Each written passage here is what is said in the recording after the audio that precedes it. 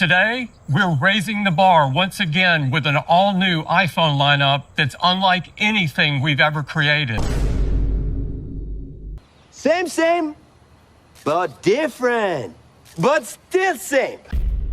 I have the best phone that Samsung has ever created, but Apple has just made an iPhone that has never been more tempting. So what would happen if I chucked my S25 Ultra away and replaced it with an iPhone 17? People keep saying iPhone 17 is like the biggest upgrade ever. Coming from an older iPhone?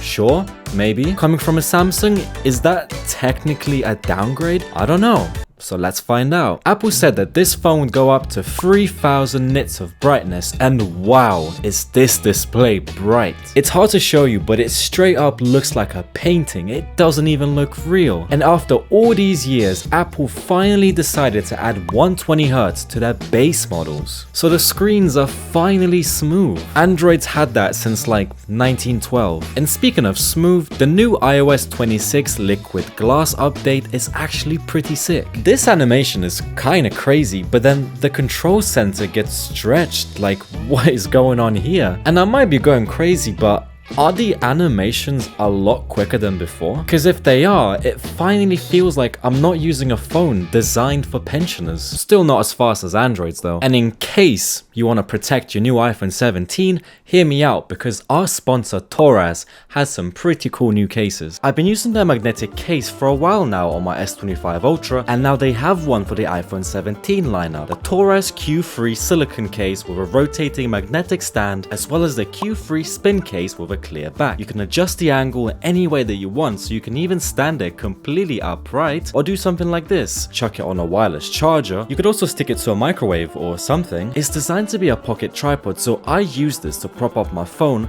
in the most tricky scenarios and record a lot of the shots for my videos. And it's really useful, especially with the new and improved selfie camera, which I'll explain in a second. The lineup has different types of cases and colors, so I'm sure there's going to be one that you will like. Link in the description. By far the most exciting thing about this new iPhone that actually drained my balls is the selfie camera. So you know how when you go to take a selfie and you want the wider view, you have to flip the phone on its side, but now you don't have to do that because they put a flipping square sensor on the selfie camera. Also, the lighting looks crazy right now. You can now just click a button and you can have a wide view without flipping your phone. I know I sound crazy right now, but if I ever need to vlog something, I need to hold the phone awkwardly and it kind of looks like I'm looking off to the side.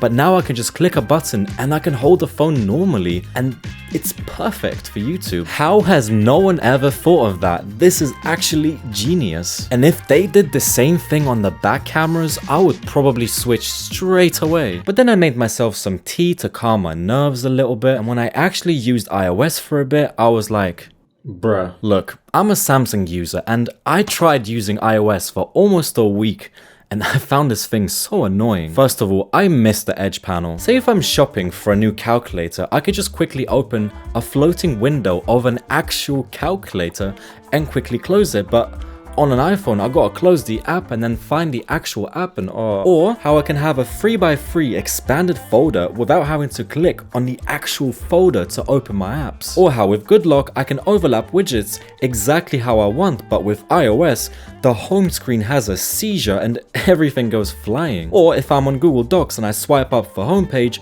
it brings me back to the folder in which I opened the app, so I have to swipe up again, and why is Walt here? Come back. Or if I'm on Spotify, I can't click to skip a track. I have to specifically tap and drag the playhead. Like, what is going on here? Why does everything have extra steps on iOS? People usually praise AirDrop like it's the only good thing about iPhones. But when I was touching tips with my friend, AirDrop was just completely broken and it wouldn't even let me change any of the settings until I restarted my phone. And iPhone would work pretty nicely with my MacBook to transfer the files, but I can already do that with an app called NearDrop. So I just select the quick share option on my phone and it works just as good as AirDrop. Though I must say, I did like some stuff about the iPhone. For example, when you stick the phone sideways on a magnetic charger, the always on display looks freaking sick, and you can even swipe up through different menus and customize it. And there's this camera button which lets you launch the camera and adjust the settings by swiping on it. And when this thing came out last year, people were hating on it, but purely for opening the camera,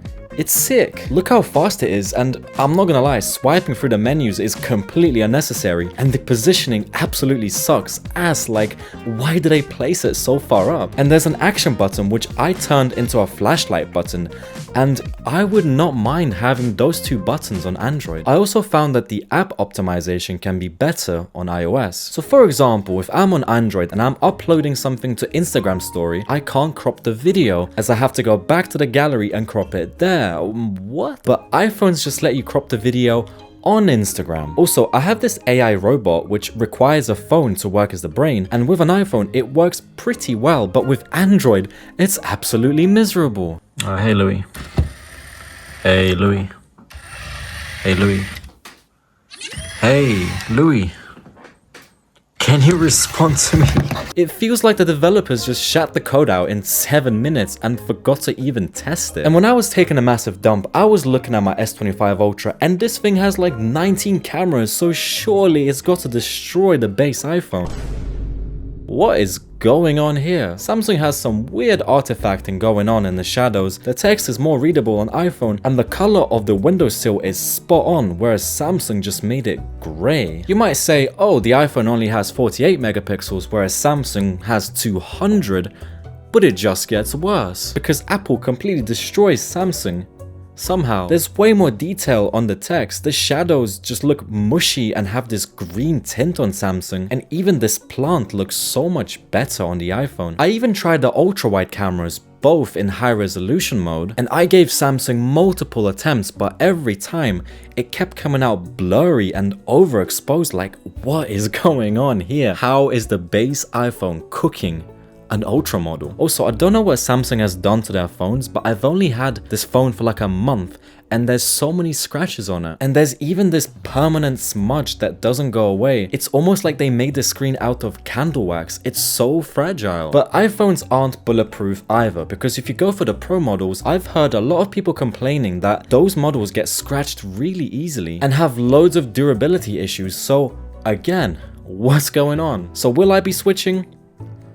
Hell no. I still think iPhones are annoying. Although I was enjoying a lot of its features, I still feel like I was just coping with something inferior, subjectively. If you're coming from an older iPhone, this thing is a godsend. You don't even need to buy the Pro model anymore. You get 120Hz, 256 gigs on the base model, 48 megapixels on all cameras, the same screen as the Pro models. Unless you're zooming in on pigeons all day, there's actually no reason to get the Pro models. They actually made the base model so good to the point where if you're unbiased, I would just recommend this over anything. Forget the Pixel 10 or any Chinese phone. Just get this. And the cases, of course.